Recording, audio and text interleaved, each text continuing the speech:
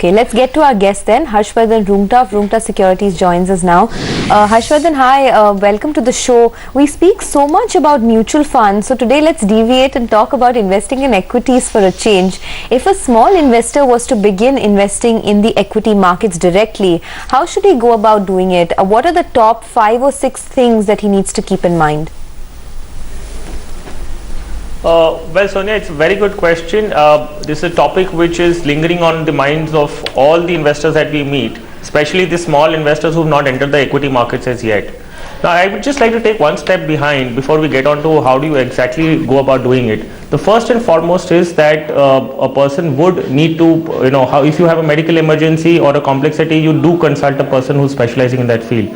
So my first advice and the first step would be to first seek the help of a professional who is in the financial field. The second is that before you take the plunge into investing into equities, first drop an asset allocation plan. That will only determine, based on your age, your risk profile, the time horizon that you have, how much money should exactly go into equities.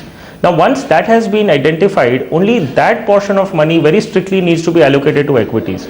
Now, for a new investor, if you're talking about getting and identifying stocks, there are a couple of things he needs to do a detailed research upon. You have the fundamental analysis of a company, you have technical analysis. Now, researching on a company is a science in itself. So what I would recommend for a new investor, for a person who's small, he just wants to enter into equity, taste the stock market, would be to first choose an index ETF. Now, index ETF are listed on stock exchanges. These are basically a basket of 30 stocks comprising either of the Sensex stocks or the Nifty stocks. So the first step would be, in the first 2 years of investing into equities, it is important that a person sticks to the Sensex or the Nifty, so that he is taken away from all the complexity related to researching on an individual stock. Besides, if you've seen the performance of Sensex since the inception or any period of 10 years, it has given about 17% returns. So for a new investor, small investor, first time tasting equities, it is important that he enters into some kind of a basket of stocks which is already researched upon. Now, this is one of the reasons you will also see that the Rajiv Gandhi Equity Saving Schemes has the index funds as being eligible in the funds to be eligible for RGESS. This is because the government also wants a new investor to enter on a stable footing. The final 2 points also which needs to be kept in mind while investing into equity is that you need to review your portfolio in tandem with your asset allocation plan. If the equity markets have fallen a lot or they have risen a lot, you need to buy, if the markets have fallen the way that they are in the current state, then you need to buy more of equities and sell your debt, so that the percentage asset allocation remains the same. The final point, which is again relevant to investing, is that you need to be willing and be happy to pay for good advice. It's very unfortunate that we expect a person to give advice in his own favor when the financial planner or the agent has been taken care by the product manufacturer. So if a person is being paid by somebody else, he's not going to give you advice in your favor. So you need to be open, you need to be willing to pay for good advice. So these are a couple of points. If you just maintain the flow and the decorum, I'm sure investing into equities also can be a very happy feeling even for a new investor. Yeah, but it would always be better to go through a mutual fund or through an RGESS if you're a first-time investor, wouldn't it, Harsh? Okay, we'll come back. Actually, I guess we have viewers with similar questions. We're back in a minute.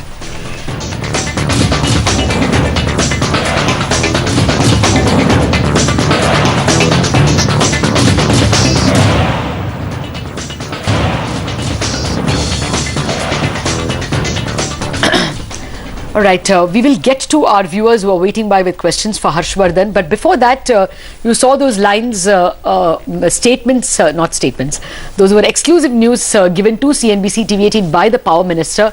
Our senior editor Siddharth Zarabi spoke with the Power Minister Jyotiraditya Scindia just a short while back, and he joins us on phone with the details. Tell us, Siddharth, what exactly did he say? Did he give us any indication of which states might actually meet the March 31st deadline? Well, that is one of the questions that everyone is asking, and just 10 days left for the second extended deadline to end of the 31st of March. I asked Mr. Scindia inside Parliament about the possibility of an extension, because there have been some reports over the last couple of days which seem to suggest that. Mr. Scindia said that he had not heard about the possibility of an extension, which really tells you if the power minister is saying that. But what is really going to happen, and this is the crucial and important part, the transitional finance mechanism, which is at the heart of this 60,000 crore scheme, is going to be put in place shortly. The Power Minister said that he had discussions with the Ministry of Finance and the RBI. In fact, two officials of the RBI who are crucial to this entire package, this approval of the mechanism, are travelling. And Mr. Scindia expects that in the next couple of days, all of it will fall in place, underlining the fact that the 8 large states who have so far accepted this scheme, and that includes Andhra Pradesh and several other states, essentially account for almost 80% or 70% of the entire bailout. And therefore, the balance 30%, even if they are finding it difficult to come on board, and there are some states which do feel that they do not need a bailout scheme, it really means that as far as we are concerned at this stage, much of the power bailout scheme is already being tied up. Whatever loose ends are left will possibly be tied up within the next week or so. Okay, that sounds positive because there were a lot of negative reports about states not wanting to join in, either because they don't have FRBM headroom or banks not wanting to join in because they have to sacrifice interest rates. That's positive. Thanks a lot, Siddharth, for joining us with all those details. All right, let's get back to our personal finance guest. Okay, our caller has not had the patience, so this is what this is the question that he has written to us. This is Binod Matho, and he writes to us from Dhanbad. His question is, will I get all the benefits if I start a PPF account with a private bank? Harsh, your reply.